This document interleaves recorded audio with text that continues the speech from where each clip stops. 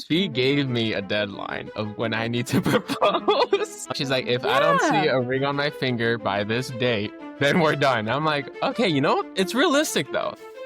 Honestly, when she told me, I had a better reaction than I thought. There's a deadline, so stay tuned for that.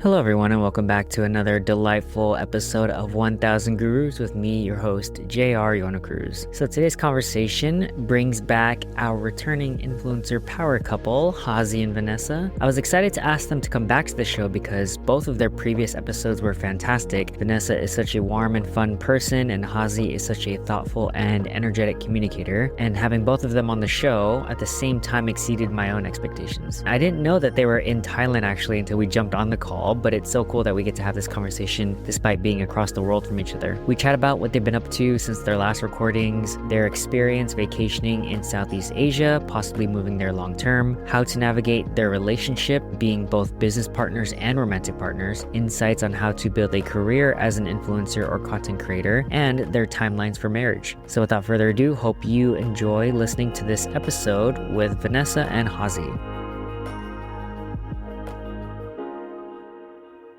Hello, everyone, and welcome back to 1000 Gurus. Hazi and Vanessa, welcome back to the show. Yes, Whoa. thank you so much. We're so excited to be here.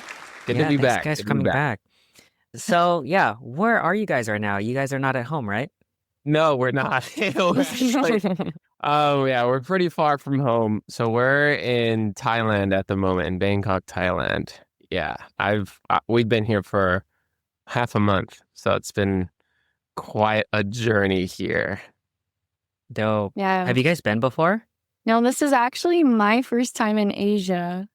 But Hazi's been to other countries, but this is both of our first times in Thailand. So Ooh, what are the plans? What are you guys trying to do these next couple weeks? well, we've gotten a lot of Thai massages and eaten a lot of food. I actually had my first street food not until yesterday, and it was like the best meal I've ever had. So Yeah. What was She it? was kind of Do you afraid remember? of the. Oh, sorry. What was it? What did you guys eat, or what have you been eating? Oh yeah, that was chicken pad thai that she had for the street food. It was amazing, honestly. That the sounds most good. touristy thing you can get.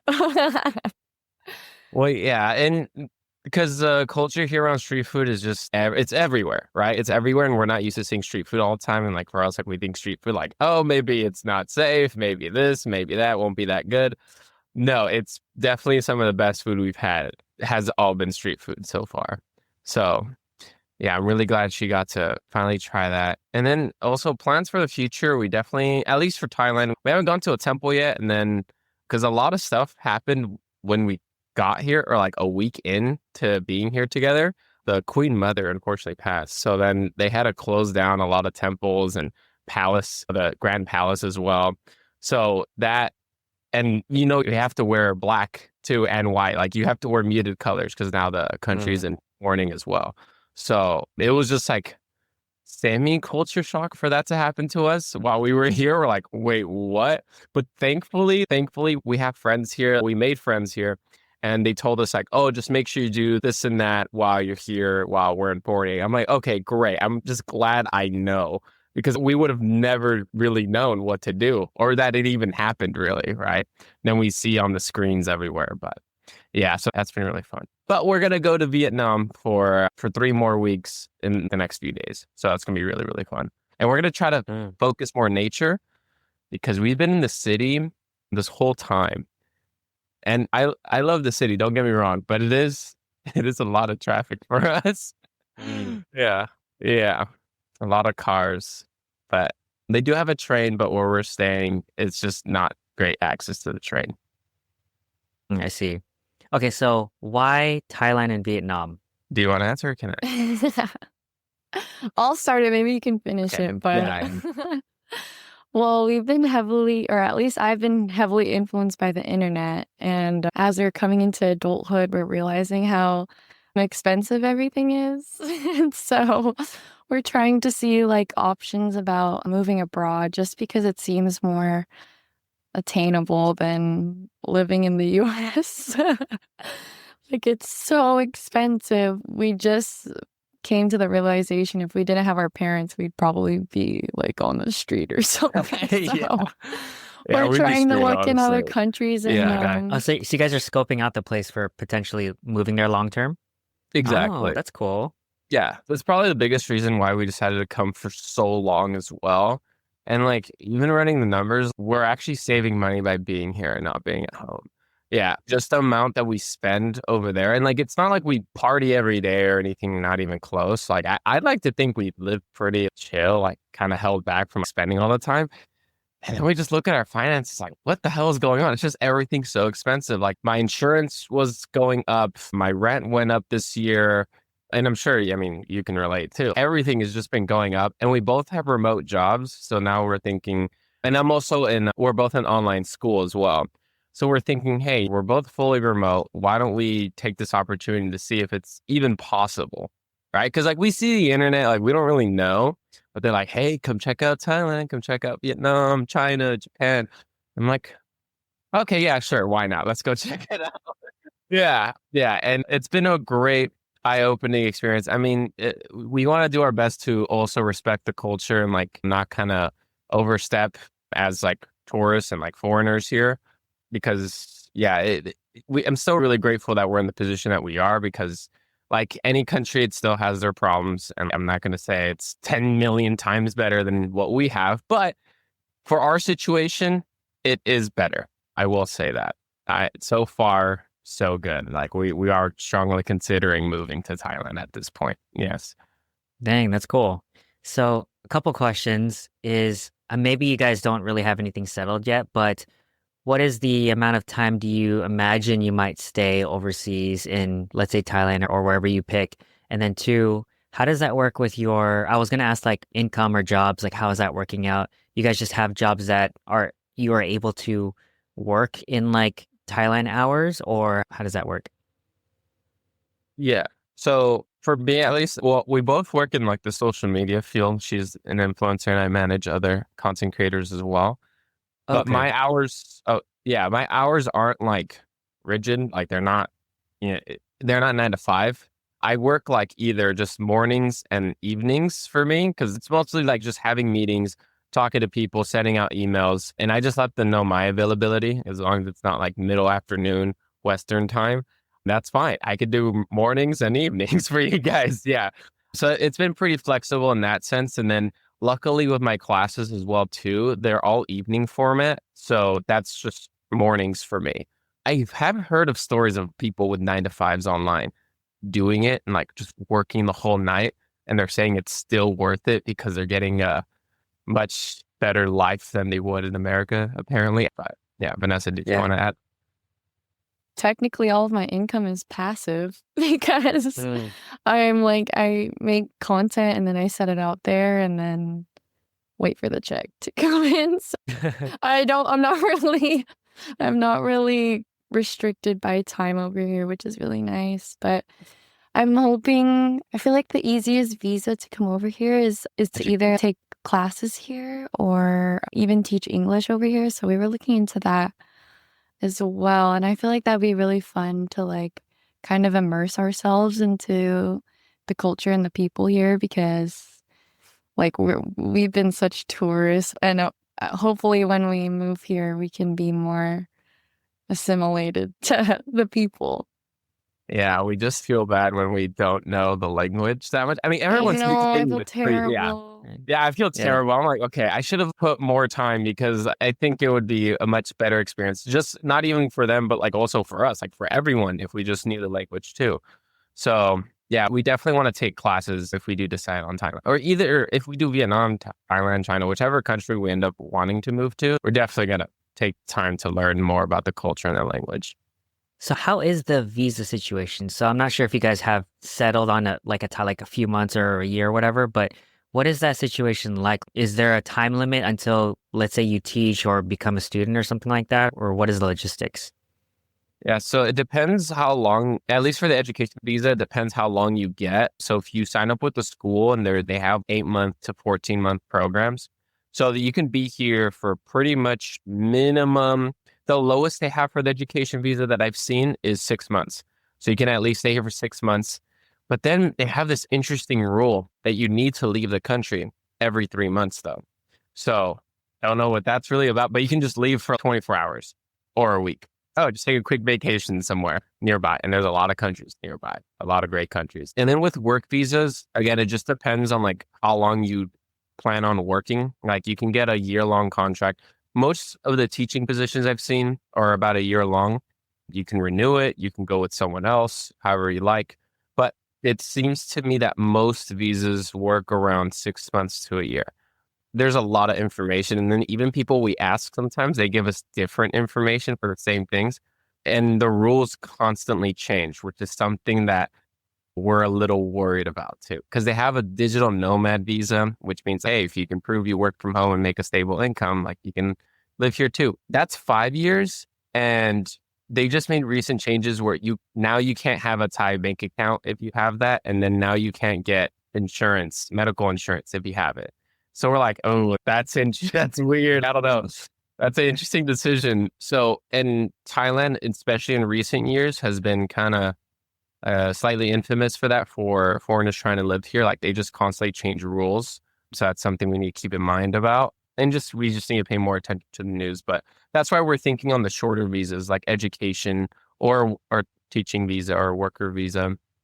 But then we're going to go ahead and learn more about Vietnam too, and any other countries that we have. Because, I mean, so far, I think what made this experience just 10 times better is like us doing it together. Because I was here by myself for a week. And it was great when I was busy because I was attending like gaming and anime conventions. But after that convention was over, I had a few days to myself. I'm just like, dang, it's kind of lonely here. Yeah, and it was tough because I'm in this brand new country. I barely knew anyone. I met one mutual friend and that was about it. But at the end of the day, like the language is different, the culture is different, my surroundings are completely new. But once Vanessa came in, literally the trip for me at least got 10 times better because now like any confusion or any like negative experience I might have, at least I'm sharing it with her and we're figuring it out together. And it just makes the whole trip like just more exciting, and B, just like easier to digest with another person that you really trust. Makes sense. It's much more enjoyable to be lost with someone else rather than lost alone. Right? Yes, correct. Yeah, I couldn't imagine coming to a foreign country all by myself. I know that people solo travel a lot, but I don't think I could do it. The people who do that, like you kind of have to be built for that life, or mentally prepared and be like, okay, I've worked up to it with like smaller trips, solo trips, and then you kind of work up to bigger ones. But if you just try to jump into it, I'm sure it's very difficult, right? Have you ever done that? Solo trips, no, but I've gone with like partners or like groups of friends before. Yeah, so luckily, even Philippines, like I had family there, and studying abroad, I studied abroad in South Korea, so I was like with cohorts of people, but I think I do aspire to do like solo trips eventually, but we'll see. The last thing I wanted to ask is, are there any updates or big things that you've been up to since our last recording in June? Yes. So at least for me, I've started working with just a lot more content creators, so that's been extremely fun for me. And then I started my master's program, and that's been way better than I could have possibly imagined. Because, I mean, it's newer. Like remote learning is very new, like in the past 5 years, right? So it was my first fully remote learning experience, and it's been way better than I could have imagined. So that's something I'm extremely happy about. And I guess the third thing would be like realizing, hey, we can make a life somewhere else or like anywhere we want, really. So thankfully, we're very fortunate to be in this position where we can make these kinds of decisions, and especially together.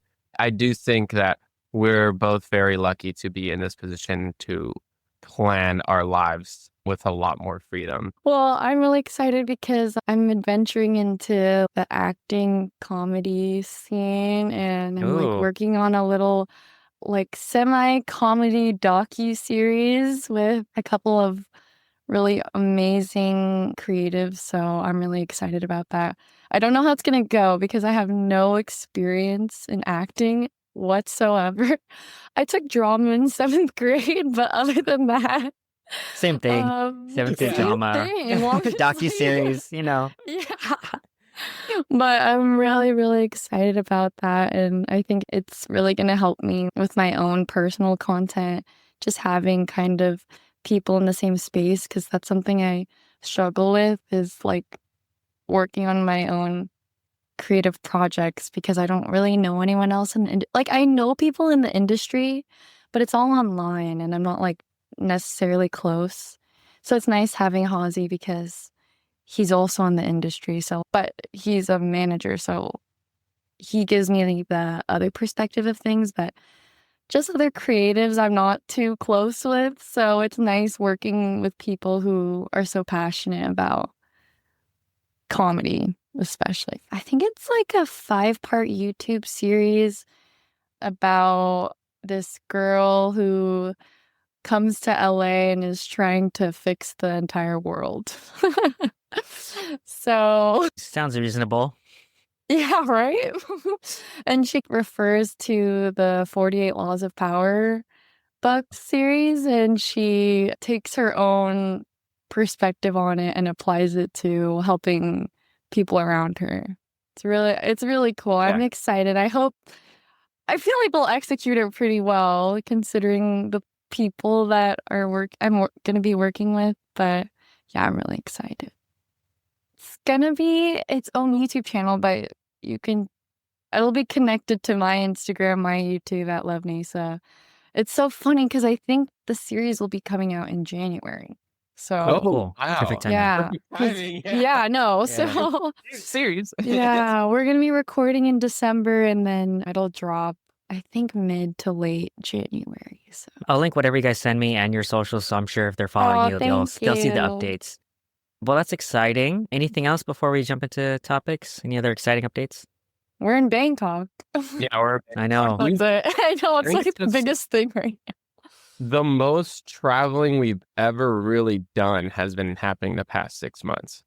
Probably the most Uh-huh. traveling I've ever done in my life, I'd say. Yeah. Because I went to New York twice in the span of a month, or like a month and a half. And then we went to Mexico, and then we went to, now we're in Thailand. Like I don't know how we really got in this position, but that's been probably the biggest eye opener. I think when we started traveling more, we realized, hey, I wonder where else we could really take this. And it's kind of like a momentum thing because we're traveling is like, all right, let's just keep going, right? So I think that's just the biggest thing that's been happening for us recently. All right. You guys ready to jump in? First topic. My opening question is, I put in quotes, working in the same industry and growing together and planning our lives together. So could you guys elaborate on, I know you guys have already kind of teased that out, but anything you guys want to elaborate on that? Yeah, I would say, so I started my content creation like I think 2.5 years ago or so, and it was completely just for fun. But once I saw like the numbers kind of rolling in terms of followers or even the payouts, I started realizing like how serious I could take it. And along the way, I feel like it was really hard to manage by myself because, like I mentioned before, I didn't know anyone in the industry. And so the fact that my partner was able to get into the same industry with me, it's just been so much more, I don't know, like easier in a sense to think things through, make decisions, and just because I have another perspective who understands the industry, not only as like a creator, but as someone who knows other creators and manages them and makes decisions for them. So it's been really nice. And there was a point where Hazi was my manager, but I actually recently signed with new management. I would say it was to grow because they are kind of bigger in the industry. So sorry, babe. No, I encourage you to do it. No, yeah, he definitely encouraged me because he believes that they'll take me to the next level. And so far, it's been great. But it was really nice to have Hazi there, especially in building like a foundation for me. She touched on a lot. I'd say the only real thing I would like to add on is that working together has actually not only helped both of our careers, but like it helps our relationship a lot as well. Because we started tackling issues like we normally would never even think of. like even just basic communication issues that would tell her, oh yeah, like this brand wants XYZ or they want this kind of video. And then I just wouldn't say that correctly enough or like accurate enough for her. So she just told me like, hey, next time, can you like try telling me this way? And it helped a lot with our problem solving in our relationship, like not just our business relationship. And it just made me understand and realize that, wow, like we can actually make this work even better than I thought. Because if we can work together well when it comes to like finances and a business, then hey, that improves our communication, our experience for our relationship as well. So it's because it wasn't sunshine and rainbows. There were definitely misunderstandings. There were some things that we had to kind of navigate together, and it was tough. But at the end of the day, it ended up making our relationship just better and more effective in communication and trusting each other too.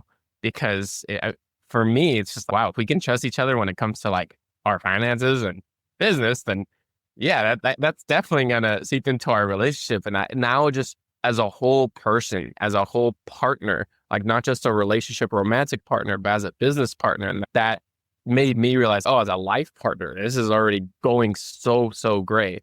So I think us working together definitely improved how we navigate our relationship. I'm curious, sometimes people, when they are in the situation where it's a professional and let's say a romantic sort of, or friendships, right? And it seems like that's very challenging to separate the professional from the personal. I know it's working for you guys and that's great. Maybe for some people, they just can't separate that and they shouldn't work together. But do you guys have any thoughts on that? That's so funny. So when Hazi was my manager, my family actually told me that was like the worst idea ever. Like, you're so stupid. And it's understandable because when you mix emotions, especially with finances or like big career decisions, it's easy to get lost and to let those emotions like override your situation. But I would say we're not special, but I do think Hazi is like an anomaly. Like he's very patient. He's very like emotionally intelligent. I do credit a lot to him studying psychology. So he like knows how to maneuver in a relationship pretty well. I would say I don't recommend it to everyone. I think it takes a certain personality to work with your partner in a relationship and also in a professional business relationship. I don't think it's for everyone. Coming from someone that is I was very toxic. I was in a very toxic relationship, and I can see how easy it is to feed into the drama of it when you're not emotionally stable. So I think it depends on the stage of emotional intelligence you are and how comfortable you are with yourself. I think it does take a certain type of personality to work with your partner for sure. I wouldn't even say I'm that good at it, so. Yeah. So it helps to have someone who kind of knows their way around that and can navigate it to like assist, right? Yeah. Are there any specific stories that maybe you guys had to work through that could help, I don't know, elaborate this point for some people? Because maybe some people are in this similar situation and it is very challenging, but I don't know if you guys had an instance where you can elaborate on that. Something that really helped us. It's a good thing. It's a good thing. Okay. Before we even decided to work, we worked together. We made a contract, and that just comes with any business thing. I feel like a contract should always just be put in place.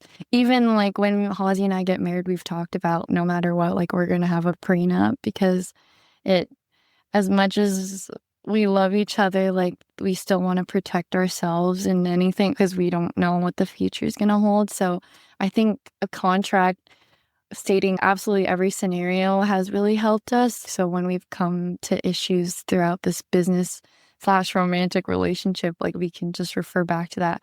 We didn't really have to use it, but just stating it out loud for everyone in the room to hear, it kind of like puts our relationship and sets it in stone. Like, these are the rules, and anyone stepping out. I mean, there weren't like terrible repercussions in there, but for instance, we did have a cheating clause in there.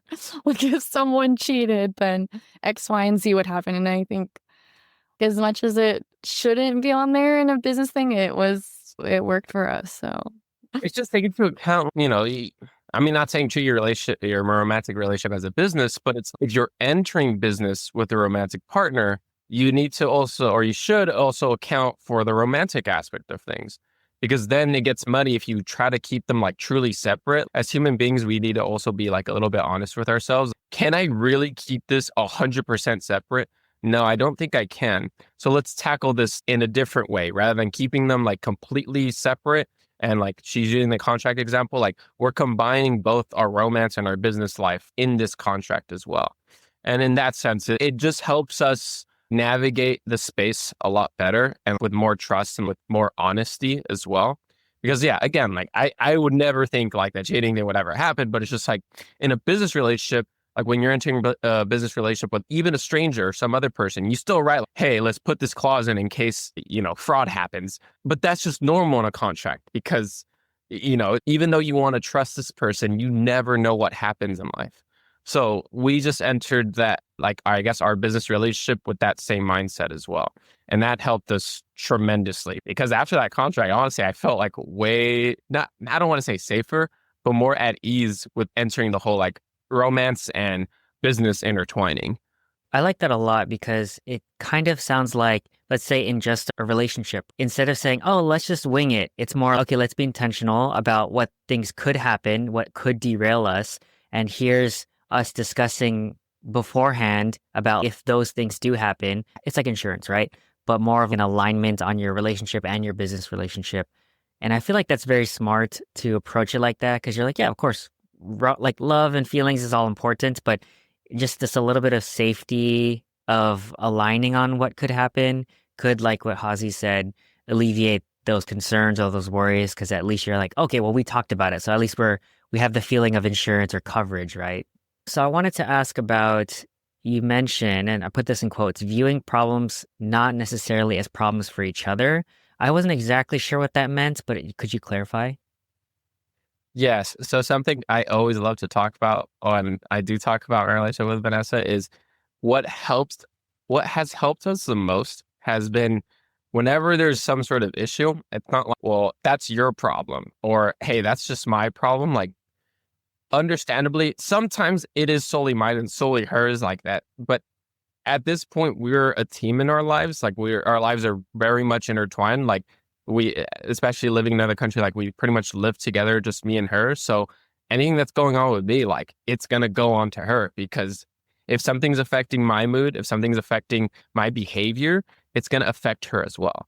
So let's tackle these issues together rather than just as sole individuals. At least let's express to each other, hey, this is what's on my mind today. Hey, this is actually what's bothering me today. And it has nothing to do with her, but I'll still express it to her. So then that way we're tackling this issue together. Because when we enter at least from my point of view, when we enter a relationship, especially a very closely connected relationship like a romantic one, I believe it's in everyone's best interest to start working as a team against every problem now. Because if you work like against each other, especially if you think there's something wrong, if I think there's something wrong with Vanessa right now, and I'm like, ooh, but that's like her problem. This is all on her. No, I'm in her life now, like almost pretty much every day. There's always an aspect of me in there too. I'm not going to butt in, but I'll just say, hey, is there anything you'd like me to do? Like, how can I be of assistance for you? Rather than, that's all her. I don't think, I do believe we have a lot of independence though. We can have independence, but when it comes to majority of our problems, I say let's tackle it as a team and not try to just win one over each other too. Oh, well, I'm right and you're wrong. It's just, well, that's your problem and you need to figure that out. I'm not going to help you. It's okay. Well. So work together here and see this problem is affecting both of us. So let's work together here to try to overcome this issue. And that has helped our relationship tremendously. I was just gonna say, yeah, no, this is all very new to me. Even though we've been in a relationship for 2.5 years, like this is the first time where I've had a relationship with someone where, look, what he said, my problems are also his, and it's just so comforting. And it makes it easier in a sense. Like I know I have someone there, but just knowing that I always have someone on my side it's so amazing. I have two questions now on that topic is one, how much do you share? And I think that's a very broad question, right? Like, how much do you share with your partner at that point? But then two is at what point is it we are a team as opposed to relationships have different stages, right? There's you're dating, you just meet, or you're more serious, now you're both on the long-term path and or pre-engagement, engagement, married, etc. So yeah, first question is like how much do you share and how much is too much? And then two is at what point do you cross the threshold of okay, your problems are my problems? I think our relationship, oh gosh, for me, I think we're a little too, not too much, but we are very dependent on each other. So I don't know if we're like the best example when it comes to this because I feel like I share almost every single thing about me. And sometimes I do feel like I'm oversharing, but that's just how our relationship is. I don't know. I feel like it really just depends on the people in the relationship and what they decide is good for them or not. Because I would say we share absolutely everything. So I don't know if that's good or bad. Yeah, I'd say, yeah, we pretty much share everything we can share. And it's not like it started out like this either. Like it did take time. So when it comes to the threshold, I think the main reason why we just share so much is because we pretty much share our lives together at this point. And especially if there's something troubling me or troubling her, it just, for both of us, we're already very aware in our relationship that I know she's going to hear me out no matter what it is. So there's already trust built into it. So that's why it's easier to talk about pretty much everything. The other question, which was like, at what point do you cross the boundary of, okay, now all your problems are my problems? I know this is maybe more of an opinion and maybe it's personal to each person, but what do you guys think about that? From my perspective, it's when you fully realize, okay, is this truly the person that I want as my life partner? And if the answer is yes, and that's when the threshold should be crossed. So because when it comes to life partner and like just, you know, you're planning to be with this person pretty much every single day of your life from now on. And you should be now aware that not everyone is perfect. You yourself, you're not perfect. There's going to be times where you're super down or issues that you probably wish someone else could have helped you with. And now you do have that other person, but you need to be aware that no relationship is perfect. No matter how nice and perfect your romance might be at that point, there will be ups and downs. And like some downs will be more harsher than others, right? And it's understanding that in order to avoid something catastrophic or tragic, you need to constantly be there for each other and remind each other in some way, shape, or form of, hey, I'm here for you when you're down. Hey, I'm here for you when you're feeling this way. Hey, even though there's nothing horrible going on, let's talk about, something in order to prevent like these intense, harsh feelings about ourselves and about each other, right? Like we actually just had a conversation recently where it's like, she said, what do you not like about a relationship? And I just said, whenever you're mad at me. And she's like, oh, okay, I just won't express when I'm mad at you. I'm like, okay, no. Don't do that either, because then you repress that feeling and then it'll explode later, right? And it's same from me to her. There's no, even though like I can be really, I could be annoying in a relationship too, and that's normal. But I'm not going to say, oh, okay, I'll hold back every single day and make sure, I got to make sure I'm not acting a fool every day. Not necessarily. It's just like you reminding each other, oh, maybe just a little bit less of this. And like, okay, great. Not changing your entire personality for it is a pretty good way to put it. I do think my problems are his problems and his problems are mine, but I think the problems that we deal with ourselves are the ones that are more about like our own insecurity, because as much as he tells me I'm this amazing, perfect person, and as much as I tell him the same, we're going to have our own issues when it comes to, especially in this time of life where we're like growing in our careers and stuff. We both get really insecure about how well we're doing or where we're going. And it really is up to our own selves, but we're just there to kind of make it easier, I would say. So to take a step back, is there a difference between your current partner and a life partner? And that might be a semantic thing, but I guess what I'm trying to ask is, how do you know when you've selected like a lifelong partner, for example? I think that's an interesting question, if it makes sense. Does that question make sense, or should I rephrase it? It does. I think so. It's like, how do you know this is the right person, right? Essentially. Because your answer was, okay, when you know it's the right person, then it's your problems, my problems, right? Oh, okay. But now my question is, well, how do you get to that point? How do you make the decision of, okay, this is my long-term committed life partner? I see. Yeah, that's a great question. I'd say I maybe I could change the last one to like when you would like this person to be your life partner, right?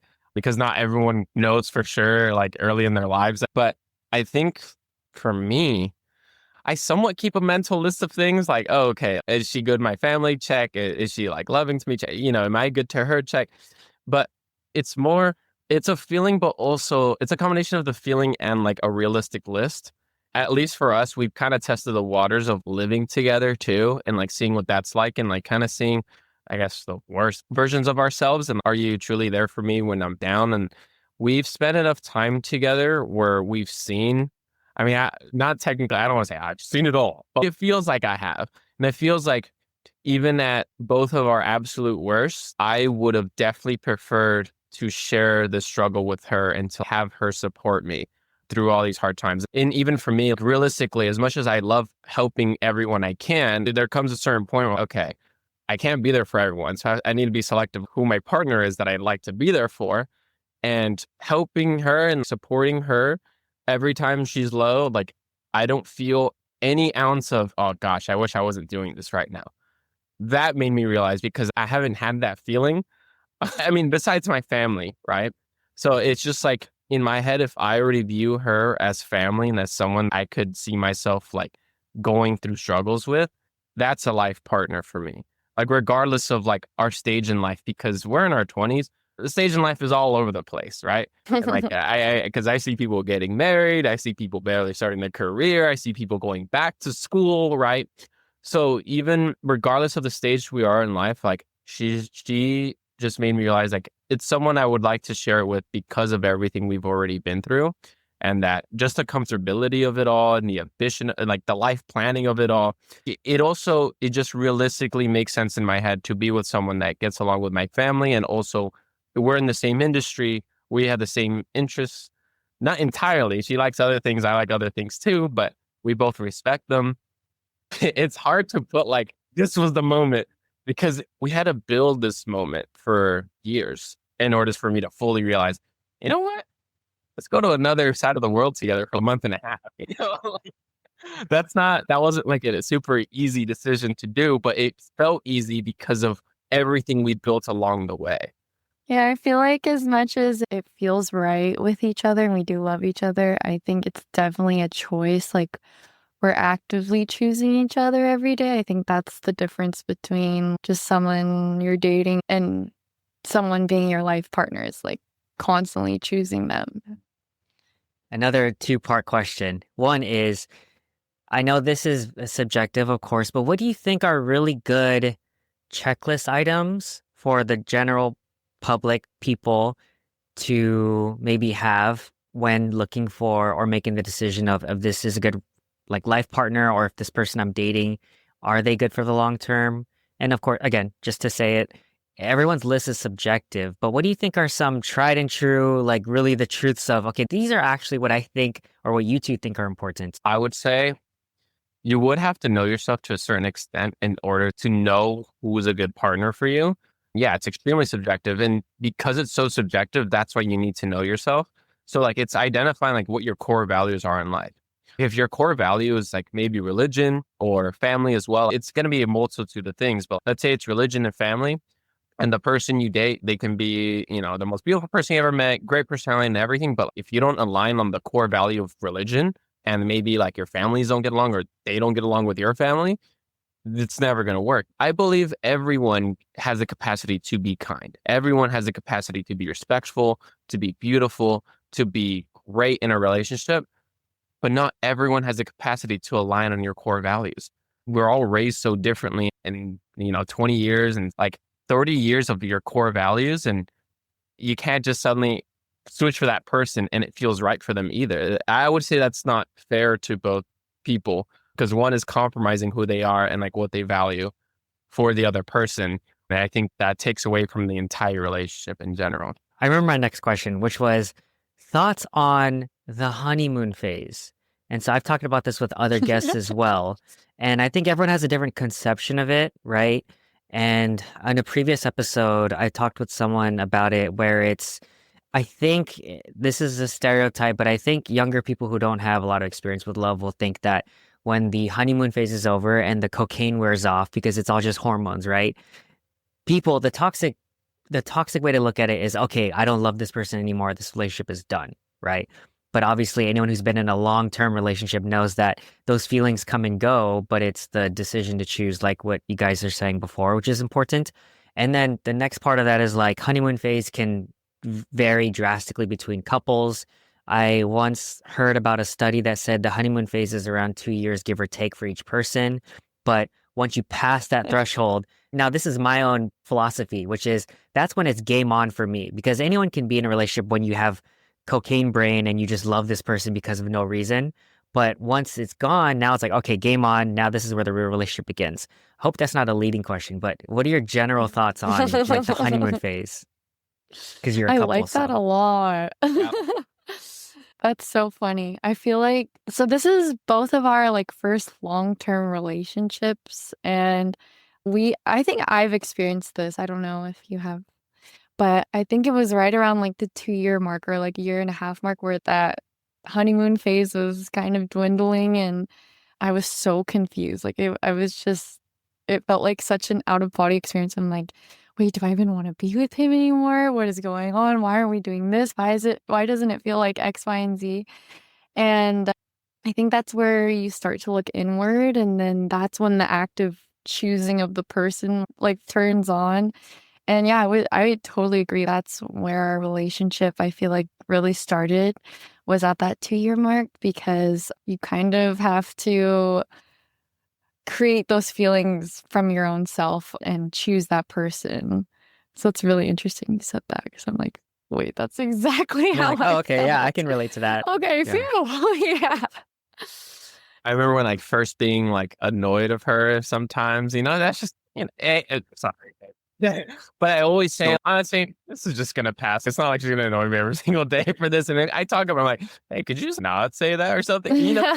It's, I'd say the honeymoon phase and why it happens, it's because people are so afraid to be vulnerable, which I mean, granted, that's fine. It's okay to be afraid to be vulnerable. With us, I'd say it's a little different because we started really living our lives together. For me, the honeymoon phase ended like a while ago, but I don't want to say that in a mean way because in a sense, like it never ends for me.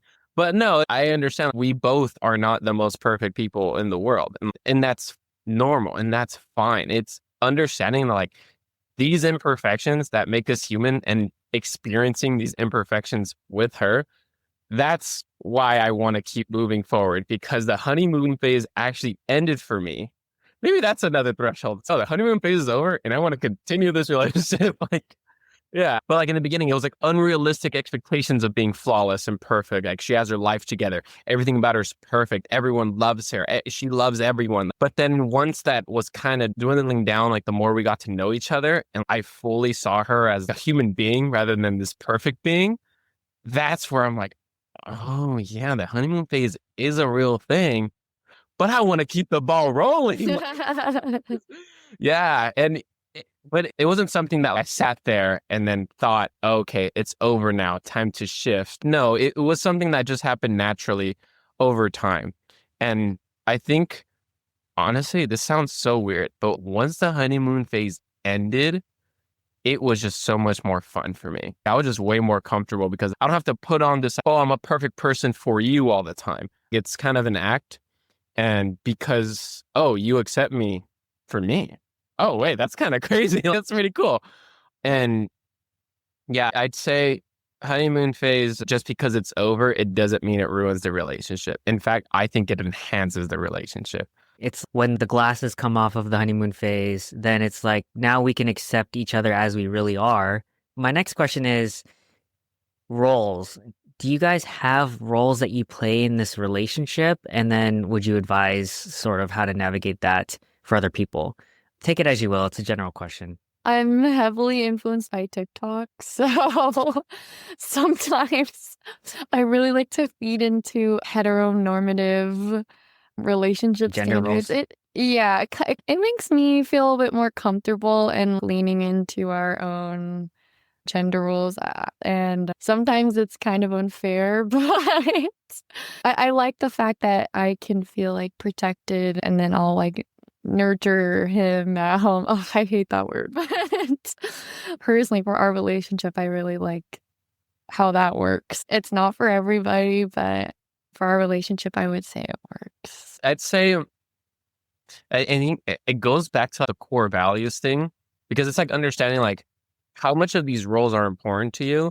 And like for both of us, I remember we had a conversation about this, I think a year into our relationship or a year and a half, but we were actually talking about like our roles in our relationship and what do we value. Oh, I would like you to do X, Y, Z, like in the normal relationship. But honestly, if you do A, B, C, that's fine too, right? We actually talked about it in detail, what we would like from our roles. It wasn't just expected. We actually set the expectations for each other. And I think that helped us a ton. And I do think like different roles for different people will function just as great. I think the most important thing, set the expectations for the roles in your relationship. I think that helps the transition into being more serious be a lot smoother.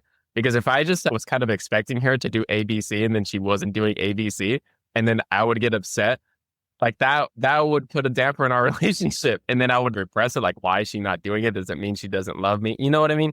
So just setting those expectations just helps tremendously in any relationship. What I'm getting from this is, it's not so much about the rules themselves. It's just stating what you need and your partner following through for you. I think that is what makes a relationship work. So it's basically, and I think this is common for any healthy relationship, is communicating expectations, right? Because everyone's selection of roles There's the between word. partners, everyone's selection of roles or responsibilities or whatever between two people can vary drastically. We can make assumptions on like heteronormative roles of guys will take out the trash and girls will cook or whatever, right? Whatever the roles are. But I think like what your guys are saying, as long as you communicate what the expectations are on both sides, that's really the key. My next question is, I put it in quotes, can you elaborate on the idea of both comfortable and ambitious in our relationship? Maybe it's kind of inherent, but would you guys like to elaborate on that? People, when you get in a really loving relationship, especially, and that's great. Like you're in love and that's great. But I do see ambition kind of die down sometimes because you found the love of your life and everything's great, sunshine and rainbows. And that happened to us actually. So when we started like spending way more time together, we both talked about this. Both of our ambition died down. Like she was posting less. I was like not, reaching out as much or working as hard. I wasn't in school yet too. So we were both like really comfortable and like barely working. Oh man, like I already found love of my life. Everything's fine. That mindset, while it's nice in the time because we're in our like kind of lovey-dovey stage, eventually it builds resentment towards each other too. Because then it's, I became so comfortable because of you. I didn't get to get the career I wanted and work as hard as I should have. And what I've seen is people blame the other person, blame the partner. Because technically, it's their fault for making you feel so comfortable, right? Because you're in love. But it's like being realistic with that sentiment. Like, okay, I love you, but we should both like also work on our own careers. And that's where we started to talk about more about our independence, because it got to a point where we were kind of a little, codependent on each other, like extremely. So in this case, we started talking about, okay, we know that when we're together 24/7, we have a hard time being ambitious. We have a hard time wanting to build our careers. So why don't we do this? And then we created a plan in order to like actually dedicate time to our careers and like building ourselves. The way we phrase it, hey, if we grind now, we're ambitious right now. We can be as comfortable as we want when we're older. We can have a balance of both. It's not like we're grinding away every single day, 24/7. And it's just like communicating that though, because if we never talked about it, we both would have been like kind of maybe resenting our relationship in the back of our heads as time went on. There was a point where we ended up like creating a schedule so that there was time designated away from each other and time together just so we could get certain things done and grow our careers and ourselves as people. Because yeah, when you're in a relationship 24/7, it kind of like messes with your brain a little bit. Was there a catalyst or a turning point or something that happened that flipped the switch of, okay, we need to reignite our ambition and make something happen? Because I think a lot of people can understandably fall into that trap of what you're saying of getting comfortable. So was there something that happened? And then the second part is, what advice would you give to encourage ambition on both ends? I think we were just spending so much time together and not working on ourselves together. Like he said, we were just in our unemployment era and just hanging out every day. I hate to use the word like couch potatoes. Yeah. But it was like pure, what is the word? Pure comfort in our relationship. And while comfort is comforting and it's nice, yeah, too much of it can be bad. I think for me, what kind of flipped the switch was like realizing not as much money is coming in as I'm used to. Oh, yeah. Yeah. And Felt also in the like, wallet. yeah, Yeah. exactly. And I'm noticing like, oh, I'm losing a little more muscle mass or have less muscle than usual. I was noticing like physical differences and, financial differences. Like that was like, okay, what's going on? And I started talking to her. I could have kept that to myself because like I would be very insecure about that. And I honestly, I was insecure about that at the time. But then I was just honest with her. Okay, honestly, like I don't like the way like my life is going right now. How can we improve this? Yeah, and that's something that at least has shown me that I've grown because normally like I would never be honest about my insecurity and I'd just be like, dang, I just got to end this relationship because that's the only way I can improve, right? But at just being honest with her, we made a plan. Like, oh, that was great. What a great feeling that was. But yeah, I definitely noticing the financial and physical differences for me was kind of the switch. All right, so I want to shift gears a little bit. And now you mentioned traveling and being recognized and how it has affected you both. Would you like to elaborate on that idea? I think that's the biggest thing. It's something we've talked about too, at least mostly for her, not necessarily kind of for me too, because I'm kind of involved on her content creation, like in her videos. It's cool to see her recognized. I'm like, well, this is crazy. She gets recognized, like she got recognized here in Thailand. I'm like, what? Oh my God, this is crazy.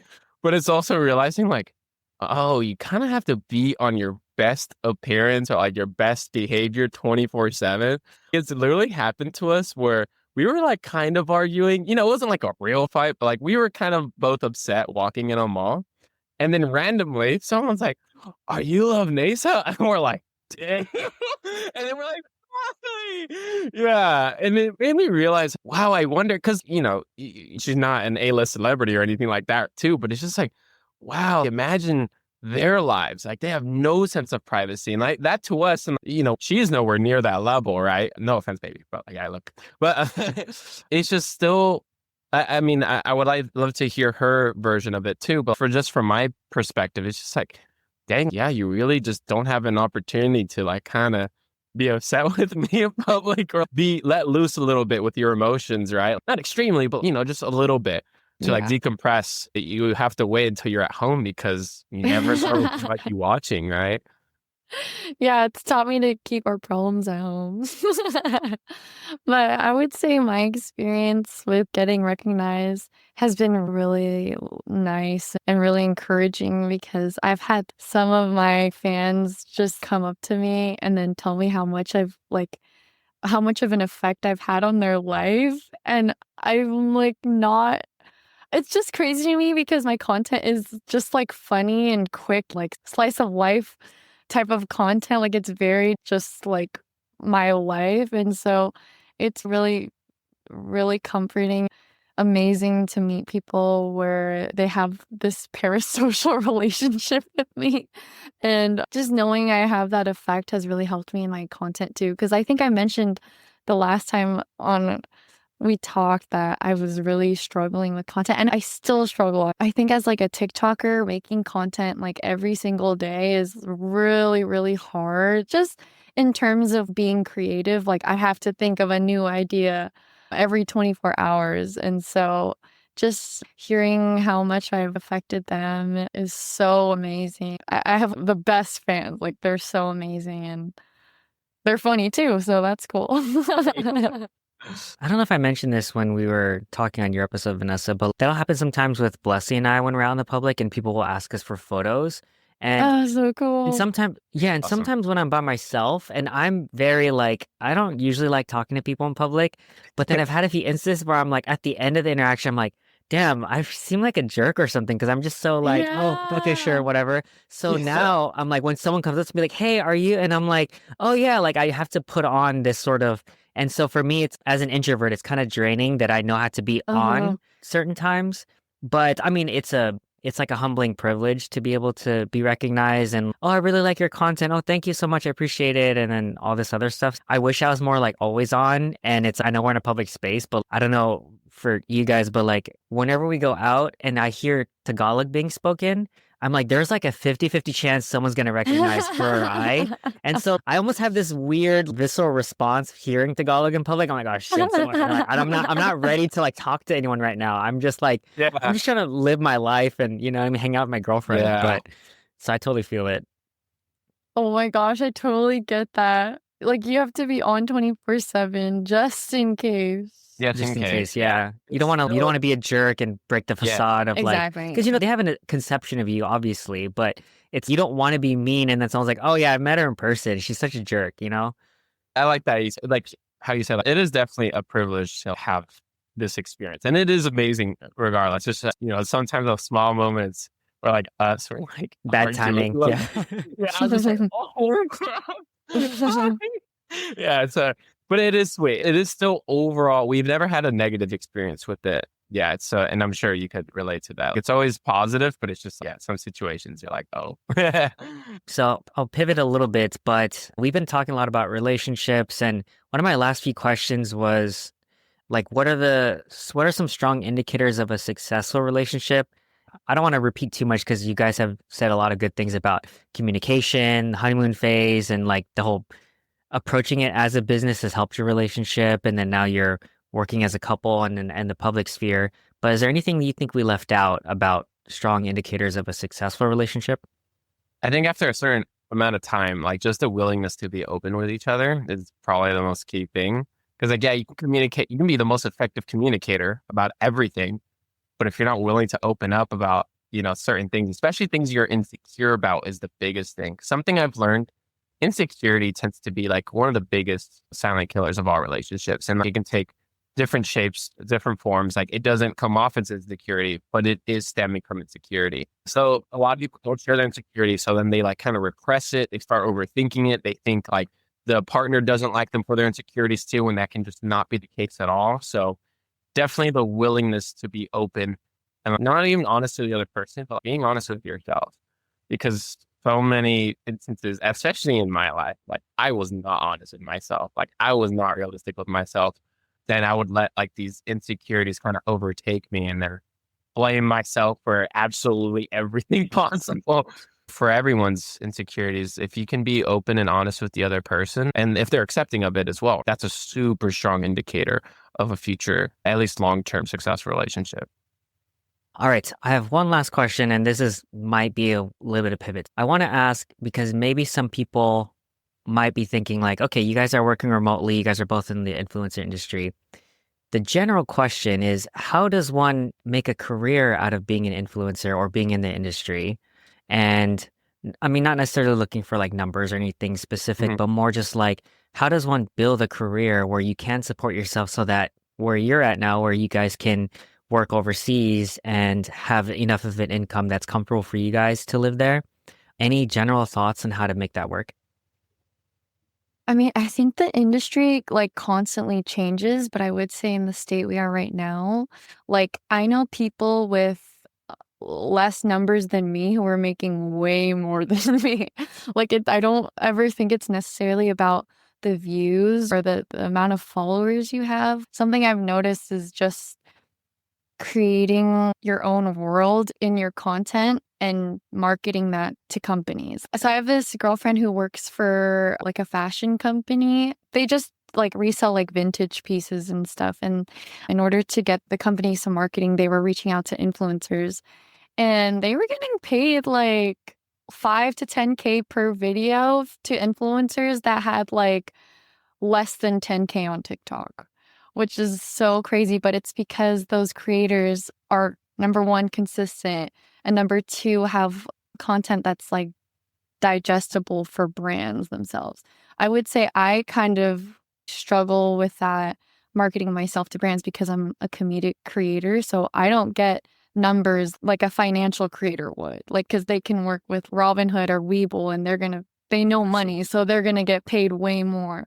Or lifestyle creators, they get paid a lot because they can market like everyday things like makeup or even like hand wipes or disinfecting things. Like they can market anything. And so personally, as like a comedic creator, it's kind of hard and you have to be really creative to market yourself to companies that want to use you to sell. It's funny. I think my best ad I've ever made was for a sex toy brand. And it's because they gave me so much freedom to create. And so I think just reaching out to brands that align with your type of content, you can make so much money on that. And I would say the creator space is not stable at all. Like there are months that are so insane and months that I get like nothing coming in. So it's really what you make of it, especially because you're a content creator, you make your schedule. I would just say what I said last time, consistency and now curating your brand so that companies know exactly what they're going to get if they use you to sell. I'd say it's also understanding it feels like the market is oversaturated with content creators. So that's why a lot of people kind of don't want to do it. But I'm telling you right now, it is not oversaturated. Definitely more saturated than it's ever been. But it's just like any new thing. Like when the internet first came out, like at first it was like, oh, there's so many YouTubers like in 2017, 2018. There's just so many. You can't make a career. No, you can. I know creators, or I've seen creators with, 10K, 20K subscribers making a decent living off of it. And it's very doable. Just because you see so many people doing it does not, in fact, it should mean the opposite. It should mean that you can also do it. If you are maybe not made for the camera, maybe work with someone that is in any way that you think you're good. So for me, I'm good with talking to people. I'm good at negotiating. I worked in sales. I worked in marketing. So I'm like, okay, I'll be managers for these people. And it's worked out beautifully for me because I know my skills. I understand my skills. But for other people, they can be editors. They can be videographers. There's just so many avenues that you could take. You're a web designer. There's other avenues you can take in the content creating space. If you're interested, do it. But if you're not interested, don't do it. Because how Vanessa said, it's so up and down. It's unpredictable. Some months you'll make a lot of money. Other months you won't. So don't quit your day job. If it's going well, keep it going until it's super duper consistent. That's the big thing. I've seen people quit their jobs over content creation and then it takes a turn. And then now they're out of a job and out of content creation. Just because you made like a lot of money in 2 months does not mean you'll make the same amount of money the rest of the year. Okay, I think one last more of a mechanics question, but how do you approach if you are, let's say you like content and you want to do it like as an influencer and create content and collab with brands, and that's how I'm assuming most of how people make money, right? How Yeah. would you advise people approach that? Like you said, if you're in like the finance space, obviously there's more opportunities there, or some sort of industry where you can leverage those businesses that have more money to pay compared to whatever else. Do you have any advice on the mechanics of how to generate income as a content creator? I feel like my managers gave great advice to me.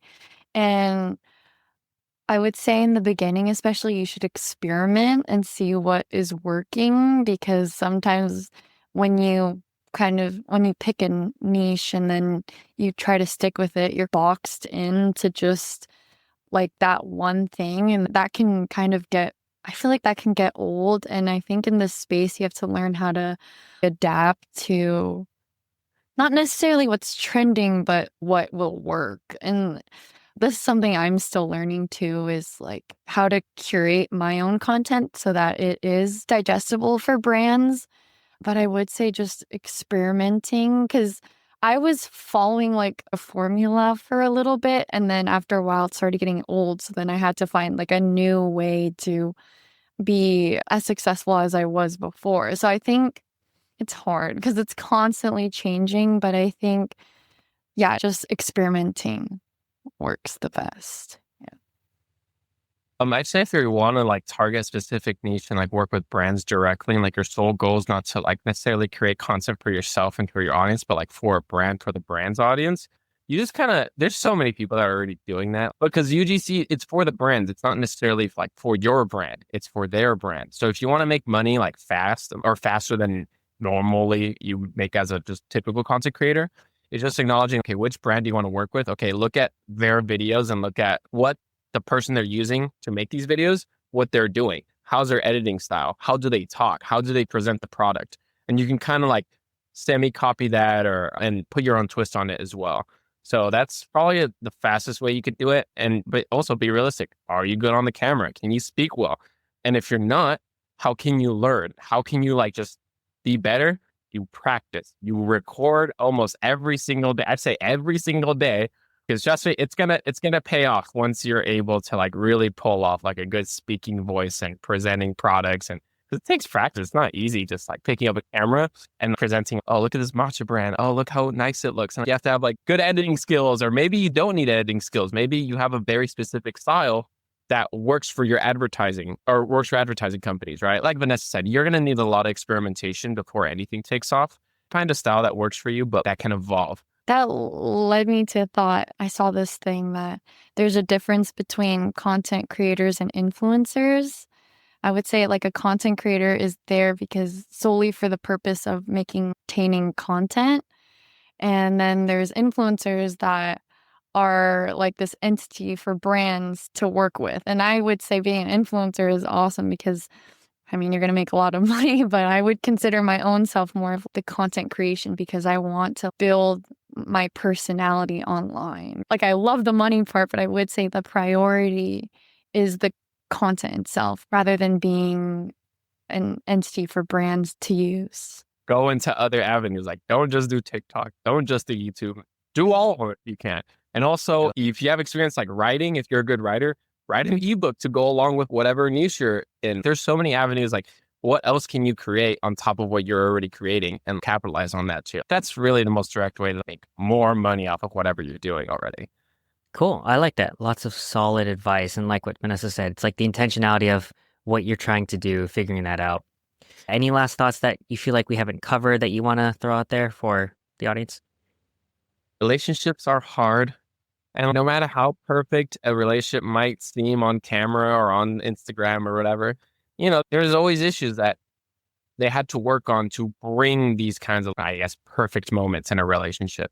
I would say for people to remember that no relationship is perfect. You are not perfect. I am not perfect. So let's work on these imperfections together, right? And hopefully we can make a harmonious relationship off of that. Exactly. Yes. Copy paste. All right. I guess this is an impromptu last question, but what's in the future for Hazi and Vanessa? Anything they should look forward to? I know you mentioned that docuseries, but anything else that you guys are up to that you want to share? Well, we are thinking of maybe fully moving to Southeast Asia or East Asia. We'll see. We'll see where life takes us. But yeah, that's kind of why that really helps. Is that a call to action that if your followers are in the area to hit you guys up? Oh, yeah, that'd be fun. Yeah, that'd be super duper fun. We'll see where we end up, and we'll kind of make it now. Hey, we're this country now. But that's probably the biggest thing. But I'm really excited to be in school, but I won't be done for another 5 years. But I'm still excited. I'm excited for that. Maybe we're gonna get married. Oh yeah. Okay. Yeah, stay tuned for that. There You're you go. welcome. Do you guys have a, I don't know if this is proprietary, but do you guys have a timeline of when you guys are thinking? Oh, there's a timeline. 100% is the timeline. Yeah.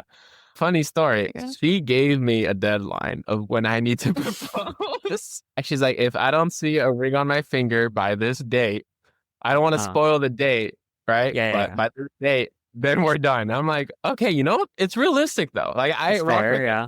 Yeah, it's fair. It's fair. I don't think it was unrealistic. Honestly, when she told me, I had a better reaction than I thought. I'm like, oh, okay, yeah, sure. Like, that's good. It just showed how comfortable and trusting I am in this relationship already. But there's a deadline, so stay tuned for that. Coming soon, everyone. Sweet. Cool. Awesome. All right. Then last thing, gratitude. We always end with gratitude. Hazi and Vanessa, what are you guys grateful for? I'm grateful for today in this podcast.